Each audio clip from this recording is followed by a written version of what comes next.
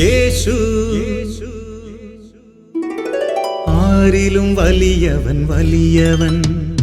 യേശു യേശു ആരിലും വലിയവൻ വലിയവൻ.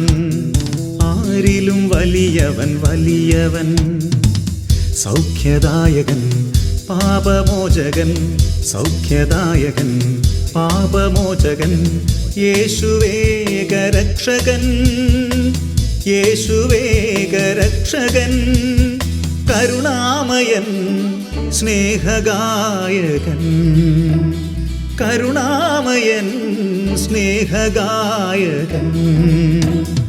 യേശു യേശു ആരിലും വലിയവൻ വലിയവൻ. ആരിലും വലിയവൻ വലിയവൻ.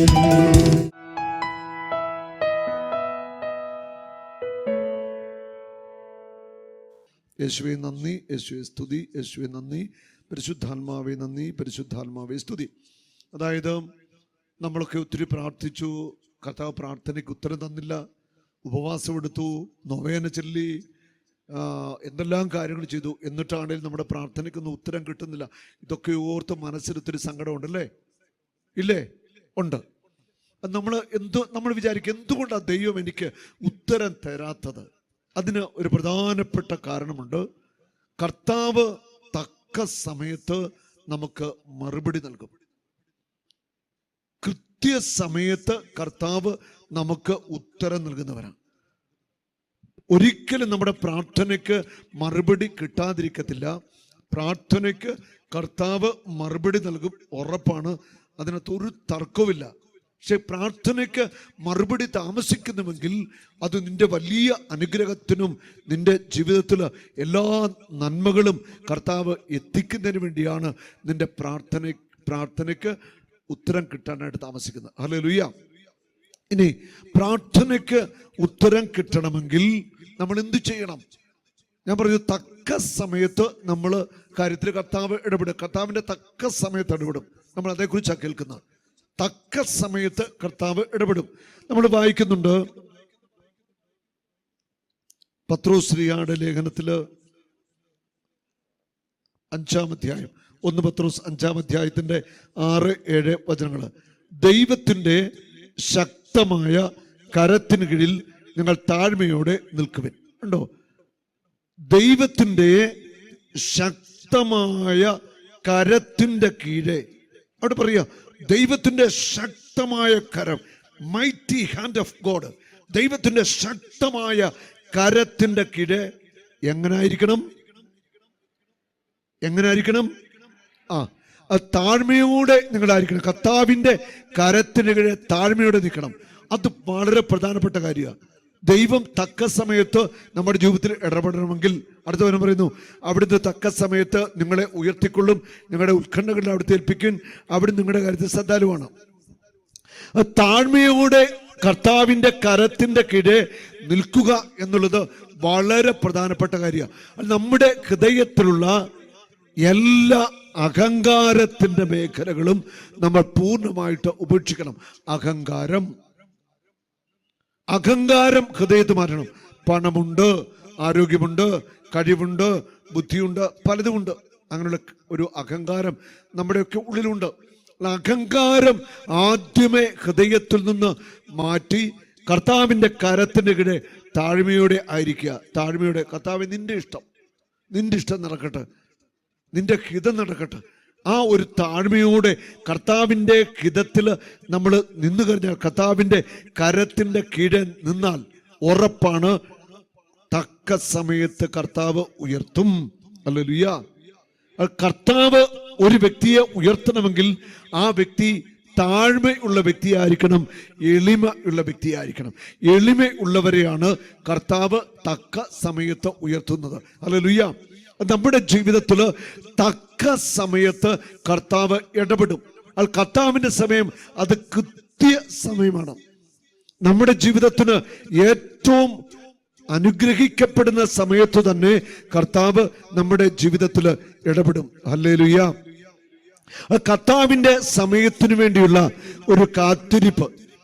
കർത്താവ് ഇടപെടുന്നുള്ള വിശ്വാസത്തോടെയുള്ള ഒരു കാത്തിരിപ്പ് നമ്മുടെ ജീവിതത്തിൽ വളരെ ആവശ്യമാണ്. കർത്താവ് ഇടപെടും. താഴ്മയോടെ എളിമയോടെ അങ്ങോട്ട് കാത്തിരിക്കുക. കർത്താവ് ഇടപെടാനായിട്ട് പോവുക. ഇടപെടുന്ന സമയം കർത്താവിന്റെ സമയം. വിശുദ്ധ ബൈബിളില് ഉൽപ്പത്തി പുസ്തകം 22-ാം അധ്യായം 22-ാം അധ്യായത്തില് നാം വായിക്കുന്നത് അബ്രാഹാം തന്റെ മകനായ ഇസഹാക്കിനെ ദഹന ബലിക്കായിട്ട് കൊണ്ടുപോകുന്ന ആ സംഭവമാണ്. നീ സ്നേഹിക്കുന്ന നിന്റെ ഏക മകനായ ഇസഹാക്കിനെയും കൂട്ടിക്കൊണ്ട് മോറിയ ദേശത്തേക്ക് പോവുക. അവിടെ ഞാൻ കാണിച്ചിരുന്ന മലമുകളിൽ നീ അവനെ എനിക്ക് ഒരു ദഹന ബലിയായി അർപ്പിക്കണം.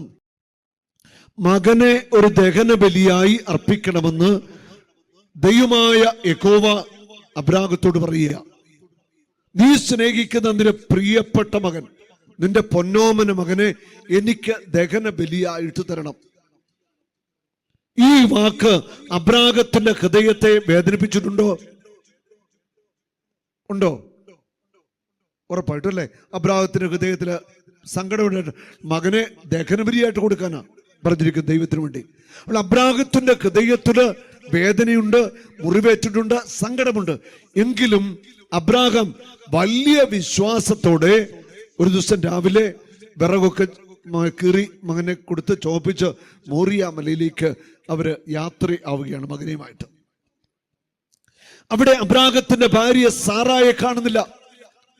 സാറായോട് യാത്ര പറയുന്നതായിട്ട് അവിടെ പറയുന്നില്ല. അബ്രാഹാം മകനെയും കുട്ടി മോറിയ ദേശത്തേക്ക് പോവുകയാണ്, മോറിയ മലയിലേക്ക് പോവുകയാണ്. എന്തിനു വേണ്ടിയാ പോകുന്നത്? മകനെ ബലി അർപ്പിക്കാനായിട്ട് പോകുക. ഹല്ലേലൂയ. യേശുവേ നന്ദി, യേശുവേ നന്ദി, യേശുവേ സ്തുതി. മകൻ ഇസഹാക്കിനെയും കുട്ടി ബലിക്ക് വേണ്ട വിറകും കീറിയെടുത്ത് ദൈവം പറഞ്ഞ സ്ഥലത്തേക്ക് പുറപ്പെട്ടു. 3-ാം ദിവസം അവൻ തലയുയർത്തി നോക്കിയപ്പോൾ അകലെ ആ സ്ഥലം കണ്ടു. അവൻ വേലക്കാരോട് പറഞ്ഞു, കഴുതയുമായി നിങ്ങൾ ഇവിടെ നിൽക്കുക, ഞാനും മകനും അവിടെ പോയി ആരാധിച്ച് തിരിച്ചു വരാം. അബ്രാഹാം തന്റെ വേലക്കാരോട് പറയുകയാണ്, ഞാനും മകനും ദൈവത്തെ ആരാധിച്ചിട്ട് തിരിച്ചു വരാം. അപ്പോൾ അബ്രാഹത്തിന്റെ ഉള്ളിൽ വിശ്വാസത്തിന്റെ മറ്റൊരു തലമുണ്ട്. അതായത് എന്റെ മകനെ ഞാൻ ദഹനബലിയായിട്ട് കൊടുക്കുക, പക്ഷെ ദഹനബലിയായിട്ട് കൊടുക്കുന്ന എന്റെ മകനെ എനിക്ക് തിരിച്ചു തരാനായിട്ട് എന്റെ ദൈവത്തിന് കഴിയും എന്നുള്ള വലിയ ഒരു വിശ്വാസം അബ്രാഹത്തിന്റെ ഉള്ളിൽ ഉണ്ടായിരുന്നു.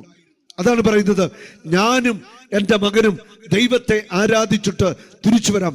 വേലക്കാട് പറയുക, ഇവിടെ നിൽക്കാൻ പറയുക. ഹല്ലേലൂയ. അവിടെ അബ്രാഹത്തിന്റെ ആ വിശ്വാസം, അബ്രാഹത്തിന്റെ ആഴമായ ആ വിശ്വാസത്തിന്റെ ആ ഒരു വില അബ്രാഹാം കൊടുക്കുന്നത് നമ്മൾ തുടർന്ന് കാണുകയാണ്. അവർ മോറിയ ദേശത്തെത്തി, മോറിയ മലയിൽ എത്തി. ദൈവം പറഞ്ഞ സ്ഥലത്തെത്തിയപ്പോൾ അബ്രാഹാം അവിടെ ഒരു ബലിപീഠം പണിതു. വിറക് അടുക്കി വെച്ചിട്ട് ഇസഹാക്കിനെ ബന്ധിച്ച് വിറകിന് മീതെ കിടത്തി.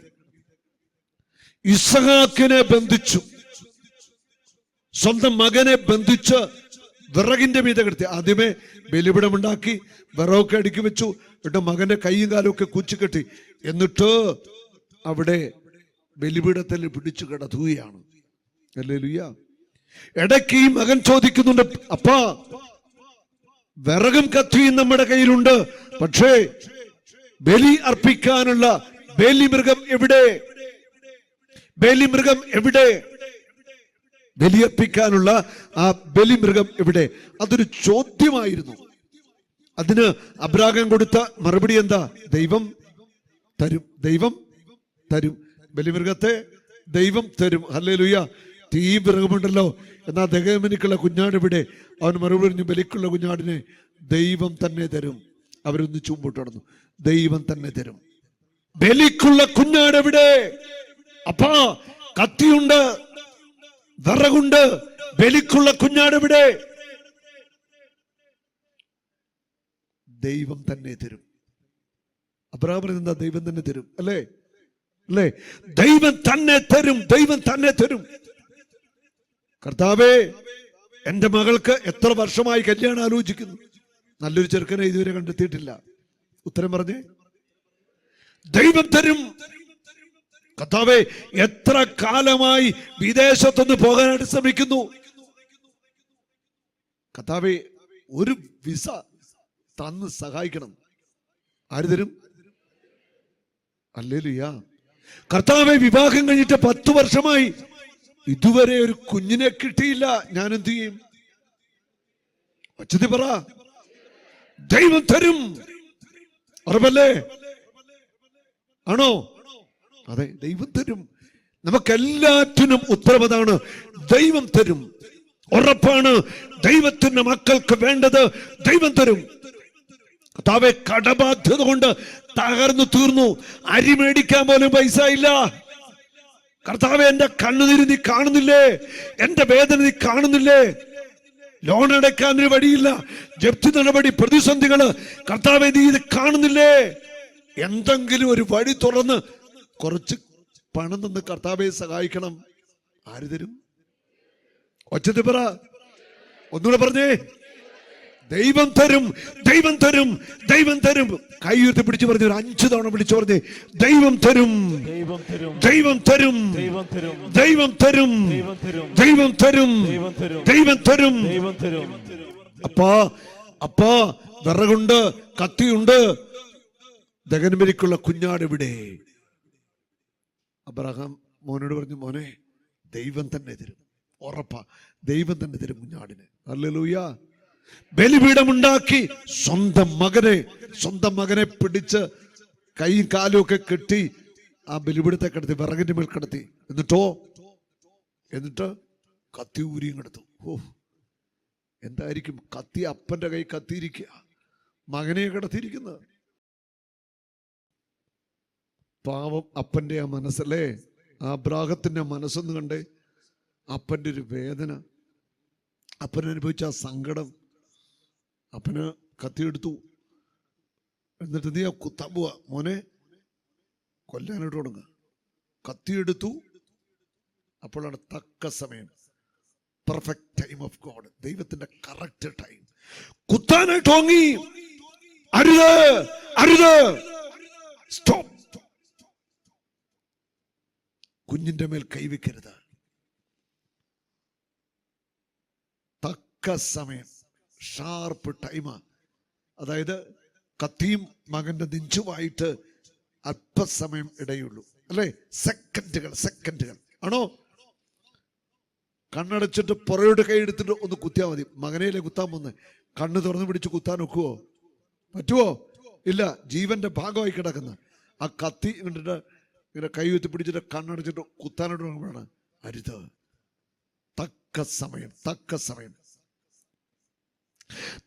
സമയത്ത് ദൈവത്തിന്റെ ഇടപെടലുണ്ടായി.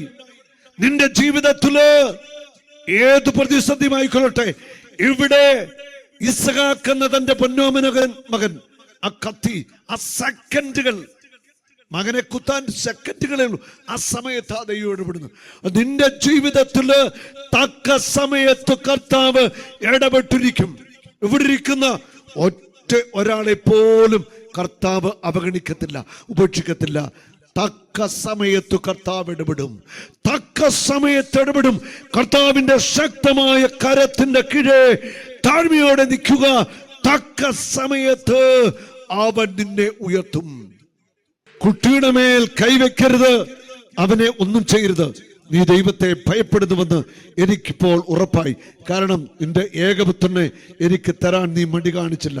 അബ്രാഹാം തലമുക്കി നോക്കിയപ്പോൾ തന്റെ പിന്നിൽ മുൾച്ചെടികളിൽ കൊമ്പുടക്കി കിടക്കുന്ന ഒരു മുട്ടാടിനെ കണ്ടു. അവൻ അതിനെ മകന് പകരം ദഹനബലിയായി അർപ്പിച്ചു. ഹല്ലേലൂയ. മകന് പകരം ദഹനബലിയായിട്ട് മുട്ടാടിനെ അർപ്പിച്ചു.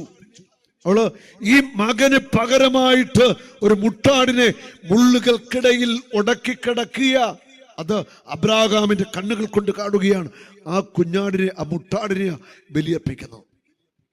ഹല്ലേലൂയ. ദൈവം തരും എന്ന് പറഞ്ഞാൽ ദൈവം തരും. ഉറപ്പാണ്. നിനക്ക് വേണ്ടത് സമർത്ഥമായിട്ട് നൽകുന്ന ഒരു ദൈവമുണ്ട്.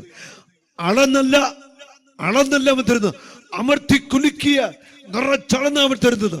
ആര് തരാത്തവണ്ണം അനുഗ്രഹങ്ങളും നന്മകളും സമൃദ്ധിയും ജീവനും എല്ലാം നിന്റെ ജീവിതത്തിലേക്ക് കർത്താവ് പകരാനായിട്ട് പോയ. Hallelujah, hallelujah. സമർത്ഥമായിട്ട് എല്ലാ അനുഗ്രഹങ്ങളും തന്നെ ഇവിടെ നിന്ന് കർത്താവ് വിടത്തുള്ളൂ. ഹല്ലേലൂയ. യേശുവേ നന്ദി, യേശുവേ സ്തുതി.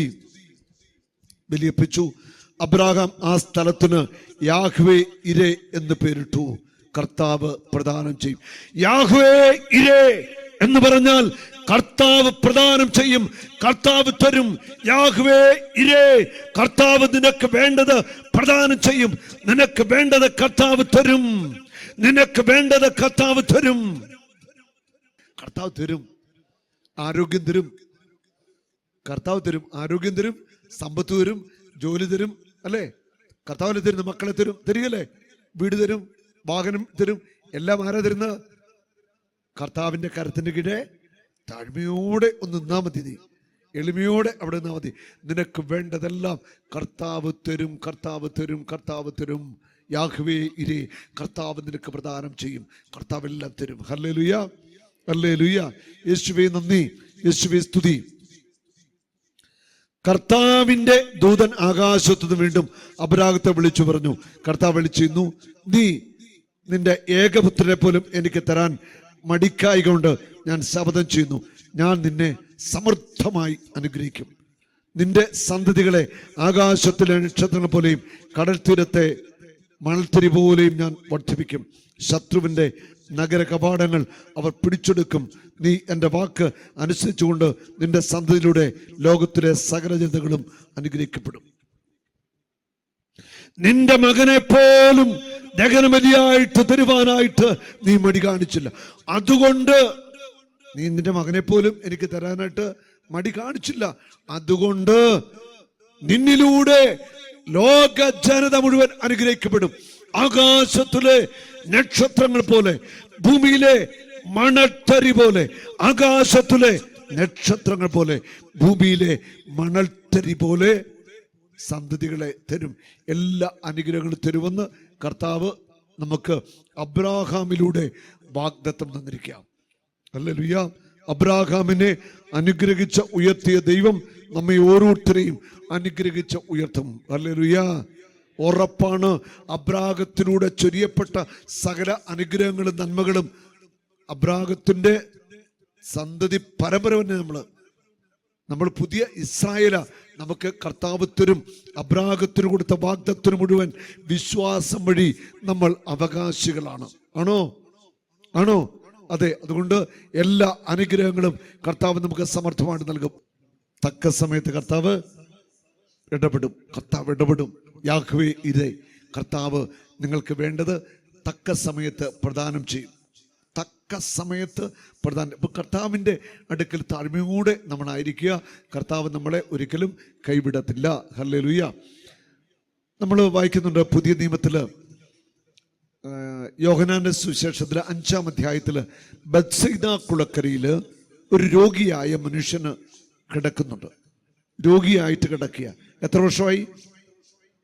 എത്ര? 38 വർഷമായി. 38 വർഷമായിട്ട് രോഗിയായിട്ട് കിടക്കുന്ന ഒരു മനുഷ്യൻ. ആ കുളത്തിലെ വെള്ളത്തിന് പ്രത്യേകതയുണ്ട്. കുളത്തിലെ വെള്ളം മാലാഖാവെന്ന് ഇളക്കുമെന്നാണ് പറയുന്നത്. അപ്പോൾ ആദ്യം ഇറങ്ങുന്ന ആള് മുങ്ങിയാൽ ആള് സൗഖ്യം പ്രാപിക്കും. ആ 38 വർഷമായിട്ട് കിടപ്പ് രോഗിയായ ഈ മനുഷ്യനെ ആ വെള്ളത്തിൽ നിന്ന് ഇറക്കി മുക്കാനായിട്ട് ഇന്ന് വരെ ആരുമില്ലായിരുന്നു. ആരെങ്കിലും ഉണ്ടായിരുന്നോ? ആരുമില്ലായിരുന്നു. സഹായിക്കാനായിട്ട് ഒറ്റ വ്യക്തി പോലില്ല. ബന്ധുക്കളില്ല, കൂട്ടുകാരില്ല, സ്നേഹിതരില്ല, ആരുമില്ല. ഒരു പ്രസ്ഥാനക്കാരും സഹായിക്കാനില്ലായിരുന്നു. അങ്ങനെ ഈ മനുഷ്യൻ 38 വർഷമായിട്ട് അവിടെ കിടക്കുമ്പോൾ അവിടെ യേശു വരികയാണ്. 38 വർഷമായിട്ട് അവിടെ കിടന്ന ആ മനുഷ്യന്റെ അടുക്കലേക്ക് യേശു വന്നിട്ട് യേശു ചോദിക്കുന്നു, നീ സൗഖ്യം പ്രാപിക്കാൻ ആഗ്രഹിക്കുന്നുവോ? ആഗ്രഹമുണ്ട്, പക്ഷെ വെള്ളത്തിലോട്ടിറക്കാൻ എനിക്ക് ആരുമില്ല. അത് ആ മകന്റെ ഹൃദയത്തിലെ ഒരു വേദനയാ. എനിക്ക് ആരുമില്ലെന്നുള്ള സങ്കടം പറഞ്ഞു. എനിക്കാരുമില്ല ഈ വെള്ളത്തിലോട്ട് എന്നെ ഇറക്കാനായിട്ട്. യേശു പറഞ്ഞു, നിന്റെ കിടക്കെടുത്ത് നടന്നോളാൻ പറഞ്ഞു. ഇതാണ് തക്ക സമയം. ആ 38 വർഷമായിട്ട് അവിടെ കിടന്ന വ്യക്തിയുടെ ജീവിതത്തിന്റെ ദൈവം ഇടപെടുന്ന പെർഫെക്റ്റ് ടൈം, ഷാർപ്പ് ടൈം, ആ കൃത്യ ടൈം ഇതായിരുന്നു. ദൈവം ഇടപെടാനുള്ള കൃത്യസമയത്തിൽ ഇടപെട്ടു. 38 വർഷമായിട്ട് ആർക്കും വേണ്ടായിരുന്ന ആ മനുഷ്യൻ സൗഖ്യം പ്രാപിച്ച് എണീൽക്കുകയാണ്. Hallelujah, hallelujah. കിടക്കമെടുത്ത് നടക്കാനാ പറയുന്നത്, കിടക്കമെടുത്ത് നടക്കാനാ പറയുന്നത്. കിടക്കയെടുത്തു നടക്കുന്ന കാഴ്ച. Hallelujah, hallelujah. കൃത്യ സമയത്ത് ദൈവം ഇടപെടും. ഈ 38 വർഷമായിട്ട് അവിടെ കിടക്കുന്ന ആ മനുഷ്യന്റെ ജീവിതത്തെ ദൈവത്തിന് തൊടാനുള്ള കൃത്യസമയം അതായിരുന്നു. തക്ക സമയം, കൃത്യസമയം. അത് ആ ദൈവത്തിന്റെ ടൈമില് ദൈവം അങ്ങോട്ട് തൊടുകയാണ്. ഹല്ലേലൂയ. അത് എപ്പോൾ വേണമെങ്കിലും ആകാം. ഈ ധ്യാന ദിവസങ്ങളിൽ എപ്പോൾ വേണമെങ്കിലും കർത്താവ് നിങ്ങളെ തൊടും. ചിലപ്പോൾ സ്തുതിപ്പിൻ്റെ സമയത്ത്, അല്ലെ ആരാധനയിൽ, അല്ലെ പ്രൈസാന വർഷിപ്പിൽ, അല്ലെ വചനം പറഞ്ഞുകൊണ്ടിരിക്കുമ്പോൾ, അല്ലെ കുർബാനയിൽ, എപ്പോൾ വേണമെങ്കിലും നിങ്ങളെ യേശു തൊടും. അതെപ്പോഴാണ് ടൈമെന്ന് നിങ്ങൾക്ക് പറയാൻ പറ്റുമോ? പറ്റില്ല. അതുകൊണ്ട് താഴ്മയോടെ ഇവിടെ ഇരിക്കുക, പ്രാർത്ഥനയിലായിരിക്കുക. കർത്താവ് തൊടും, കർത്താവ് തൊടും. ഹല്ലേലൂയ. മക്കൾ ദൈവത്തിൻ്റെ ദാനമാണ്, അല്ലേ? മക്കൾ ദൈവത്തിൻ്റെ ദാനമാണ്. സങ്കീർത്തനം 113:9 പറയുന്നു, വന്ധ്യയ്ക്ക് ഞാൻ വസതി നൽകും, മക്കളെ നൽകി അനുഗ്രഹിക്കും. 31:28 നിങ്ങൾ സന്താന പുഷ്ടിയുള്ളവരായി പെരുകുവിൻ, സന്താന പുഷ്ടിയുള്ളവരായി പെരുകുവിൻ. ദൈവത്തിൻ്റെ ആദ്യ അനുഗ്രഹമാണ്, മനുഷ്യനുള്ള അനുഗ്രഹമാണ് സന്താന പുഷ്ടി. യെശയ്യാ 66:9 ജന്മം നൽകുന്ന ഞാൻ ഗർഭപാത്രം അടച്ചു കളയുമോ? ഇല്ല, ഒരിക്കലുമില്ല. ദൈവം ഗർഭപാത്രങ്ങളെ അനുഗ്രഹിക്കുന്നവനാണ്, വന്ധ്യത മാറ്റുന്നവനാണ്, കൗണ്ട് കുറവുള്ളവർക്ക് കൗണ്ട് നൽകുന്നവനാണ്. ജീവൻ്റെ സമൃദ്ധി ദൈവത്തിൻ്റെ ഏറ്റവും വലിയ അനുഗ്രഹമാണ്. യൗവനത്തിൽ ജനിക്കുന്ന മക്കൾ യുദ്ധവീരൻ്റെ കയ്യിലെ അസ്ത്രങ്ങൾ പോലെയാണ്. ഹല്ലേലൂയ. അവൾ യൗവനത്തിൽ തന്നെ വിവാഹം കഴിക്കണം, യൗവനത്തിൽ തന്നെ മക്കൾ ഉണ്ടാവണം. നമുക്ക് ഒരു 25 വയസ്സിന് മുമ്പ് തന്നെ ആൺകുട്ടികളും പെൺകുട്ടികളും വിവാഹം കഴിക്കുന്നത് ഏറ്റവും നല്ലതാണ്. ഈ മകൾക്ക് കർത്താവ് ഒരു കുഞ്ഞിനെ നൽകിയ അനുഗ്രഹിക്കപ്പെട്ട സാക്ഷ്യം നമുക്ക് കേൾക്കാം. എൻ്റെ പേര് നീതു. ഞാൻ കോട്ടയം ജില്ലയിലെ പ്ലാക്കാട്ട് എന്ന് പറഞ്ഞ സ്ഥലത്തു നിന്നാണ് വരുന്നത്. ഞാൻ 2018 ഇവിടെ ധ്യാനം കൂടിയത്. എൻ്റെ കല്യാണം കഴിഞ്ഞത് 2018 ജനുവരി 1 അപ്പോൾ കല്യാണം കഴിഞ്ഞ ഉടൻ തന്നെ ഒരു കുഞ്ഞ് വേണം എന്നുള്ളത് ഞങ്ങളുടെ വലിയൊരു ആഗ്രഹമായിരുന്നു. എൻ്റെ ഹസ്ബൻഡ് പുറത്താണ്. അത് കഴിഞ്ഞ് ഹസ്ബൻഡ് പുറത്തോട്ട് പോയി, മാരേജ് കഴിഞ്ഞ്. തുടർന്ന് ഞാൻ ഒരു ജൂലൈ ഒക്കെ ആയപ്പോഴത്തേനും ഹസ്ബൻഡിൻ്റെ അടുത്തോട്ട് പോയി. എന്നാൽ തുടർന്ന് എനിക്ക് അവിടെ ചെന്ന് കഴിഞ്ഞ് ഭയങ്കരമായിട്ട് വെയിറ്റ് കൂടുകയും തുടർന്ന് എൻ്റെ പീരീഡൊക്കെ അവിടെ വെച്ച് നിന്നുപോയി. തുടർന്ന് ഞാൻ തിരിച്ച് നാട്ടിലോട്ട് പോന്നു. അപ്പോൾ എൻ്റെ അമ്മയുടെ ചേട്ടത്തിയുടെ മകള്, കെട്ടി വന്ന മകളാണ് സാബു ബ്രദറിനെ കുറിച്ച് പറഞ്ഞതും ഇവിടെ വന്ന് പ്രാർത്ഥിക്കാൻ എന്നോട് ആവശ്യപ്പെടുകയും ചെയ്തു. തുടർന്ന് ഞാൻ ഇവിടെ വന്ന് സാബു ബ്രദറിൻ്റെ ധ്യാനത്തിൽ കൂടി. അതിൽ ആരാധനയുടെ സമയത്ത് എൻ്റെ വയറ്റിൽ ശക്തമായിട്ട് ഇടത് ഭാഗത്തായിട്ട് വേദനയുണ്ടായി. അപ്പോൾ സാബു ബ്രദർ യേശുവേ യേശുവേ എന്ന് വിളിക്കാൻ ആവർത്തിച്ച് പറയുന്നുണ്ടായിരുന്നു. ഞാൻ വളരെ ശക്തമായിട്ട് ആവർത്തിച്ച് യേശുവേ യേശുവേ എന്ന് വിളിച്ചു. തുടർന്ന് ആ സമയം തന്നെ എനിക്ക് പീരീഡ് ആവുകയും ചെയ്തു.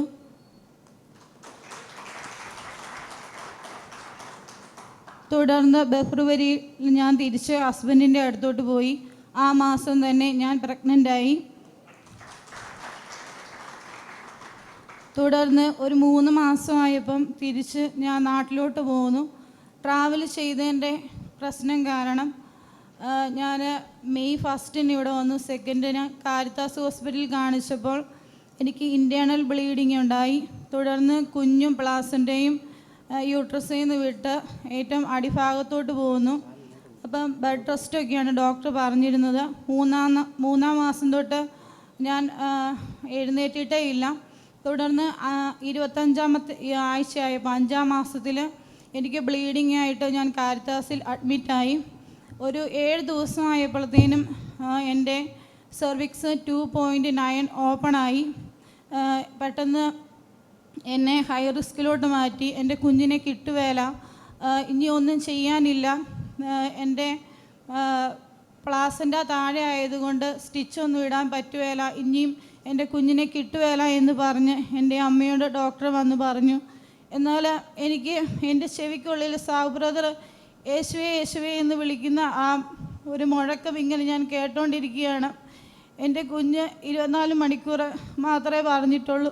ഹൈ റിസ്കിൽ എന്നെ കിടത്തിയിരിക്കുകയാണ്. പക്ഷേ എനിക്ക് എവിടുന്ന് ഒരു വലിയ ശക്തി, എനിക്കങ്ങനെ വലുതായിട്ട് പേടിയൊന്നും വരുന്നില്ല. ഇവിടുത്തെ ധ്യാനം കൂടിയതിൻ്റെ ഓർമ്മയും സാബു ബ്രദർ യേശുവേ യേശുവേ എന്ന് വിളിച്ച് എൻ്റെ കൂടെ അടുത്ത് നിൽക്കുന്നതായിട്ടുള്ള ഒരു വലിയ അനുഭവം എനിക്ക് അവിടെ വെച്ചുണ്ടായി. തുടർന്ന് 3 മാസ കാലയളവ് ഞാൻ കാരിത്താസ് ആശുപത്രിയിൽ ബെഡേ തന്നെ കിടന്ന് ഫുഡൊക്കെ കഴിച്ച് അവിടെ തന്നെ ബെഡേ നിന്ന് എഴുന്നേറ്റിട്ടേ ഇല്ല കുഞ്ഞു വയറ്റിലുണ്ടായ. പിന്നെ അത് കഴിഞ്ഞ് എനിക്ക് കൺട്രാക്ഷൻ വരും പോവും. അങ്ങനെ എൻ്റെ കുഞ്ഞ് എപ്പം വേണേലും ഉണ്ടാകാം, അതിന് ഡോക്ടർ ഒന്നും പറഞ്ഞിട്ടില്ല. എപ്പം വേണേലും മോനുണ്ടാകാം എന്ന് മാത്രമാണ് ദൈവം പറഞ്ഞിരുന്നത്.